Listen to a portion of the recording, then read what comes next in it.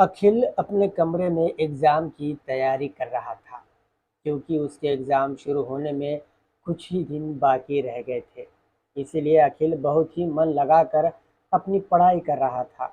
इस बार अखिल अच्छे नंबरों से पास होना चाहता था, क्योंकि अखिल के पिताजी ने कहा था, अगर तुमने इस बार अच्छे नंबर लाए तो मैं तुम्हें नई मोटरसाइकिल खरीद कर दूंगा। पिताजी ने कहा तो अखिल की खुशियों का कोई भी ठिकाना नहीं था। इसी कारण से अखिल बहुत मन लगाकर पढ़ाई कर रहा था। अखिल अब रात के 12 बजे तक भी पढ़ाई करता रहता था। अखिल तो कभी कभी पढ़ाई करते हुए ही सो जाया करता था। और फिर एक दिन दोस्तों, अखिल अपने कमरे में रोज की तरह पढ़ाई कर रहा था। उस समय रात के तकरीबन 12 बज रहे थे। तभी अखिल के कानों में किसी के रोने की आवाज़ आई, तो अखिल का ध्यान उस आवाज़ की तरफ गया। अखिल ने उसके खिड़की से नीचे देखा, क्योंकि वो आवाज़ नीचे से ही आ रही थी। अखिल ने जब खिड़की से देखा, सामने बेहद ही खूबसूरत लड़की खड़ी थी। उस लड़की को देखकर अखिल तो बेकाबू सा हो गया था। उसने आज तक इतनी खूबसूरत लड़की नहीं देखी थी। अखिल तो उसे देखकर मानो किसी अजीब दुनिया की ही सवारी कर रहा था। वो लड़की अपने माँ के साथ खड़ी थी, शायद किसी काम के लिए आई थी। उसके बाद अखिल फिर से गौर किया तो समझ में आया था कि वो लड़की और उसकी माँ, उसके पिताजी का झगड़ा हुआ था तो उसे ही छुड़ाने को आए हुए थे। उस लड़की की माँ उसके पिता को संभाल रही थी और वो आदमी सामने वाले को गालियाँ बकते जा रहा था। पर वो लड़की तो चुप थी, उसकी नज़र तो कुछ और ही कह रही थी। उसे ये सब अच्छा नहीं लग रहा था, पर वो कर भी क्या सकती थी। फिर अखिल उसे थोड़ी देर देख रहा था और उसी समय अखिल को अपने पिताजी आते हुए दिखाई देते हैं।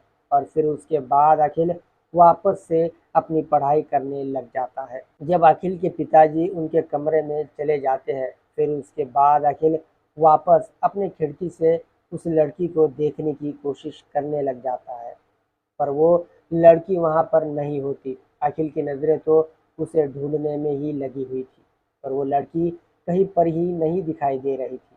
अखिल नाराज़ हो जाता है और फिर से अपनी पढ़ाई पर फोकस करता है, पर रह रहकर उस लड़की का चेहरा अखिल के आंखों के सामने आ रहा था। तभी अखिल के पिताजी अखिल को खाना खाने के लिए बुलाते हैं। अपने पिताजी की आवाज़ सुनकर अखिल खाना खाने के लिए चला जाता है और फिर खाना खाने लग जाता है। पर अखिल का मन खाना खाने में नहीं लग रहा था। अखिल ने एक नज़र पिताजी की ओर देखा और खुद को संभालते हुए चुपचाप खाना खाने लगा।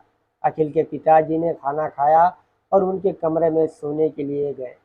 अखिल उसे ही याद करते हुए खाना खा रहा था। अखिल ने जैसे तैसे खाना खाया और अपने कमरे में सोने के लिए चला गया।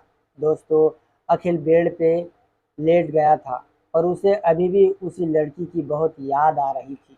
अखिल को उसकी एक ही झलक ने ही दीवाना बना कर रख दिया था। अखिल की नींद तो वो लड़की ही ले गई थी। अखिल करवट बदल रहा था, पर उसे नींद नहीं आ रही थी। और फिर थोड़ी देर बाद अखिल की आंखें धीरे धीरे बंद हो रही थी। अखिल को सपना गिरा कि अखिल उस लड़की की जन्नत के साथ सवार होकर क्रिकेट खेल रहा है। उसकी गुफा के अंदर अपना काला घोड़ा डालकर उसे चौके और छक्के लगाए जा रहा है। उसकी हरी भरी जन्नत पर अपना काला घोड़ा दौड़ा रहा है। अखिल तो सपने में होता है, पर उसे सच में बहुत ही मजा आ रहा था। अखिल को तो ये सब सच ही लग रहा था। और फिर थोड़ी देर बाद अखिल का पानी निकल चुका था, पर अब वो सुकून महसूस कर रहा था। जब अखिल की आंखें खुली तो उसे पता चला कि वो सिर्फ सपना देख रहा था जो खत्म हो चुका था।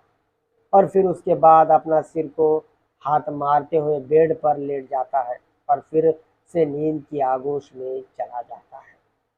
तो मेरे प्यारे दोस्तों, कैसी लगी आपको ये मेरी छोटी सी रोमांटिक कहानी? मुझे कमेंट में ज़रूर बताइए और इस तरह की रोमांटिक कहानियाँ सुनने के लिए मेरे चैनल को सब्सक्राइब ज़रूर करें। जय हिंद दोस्तों।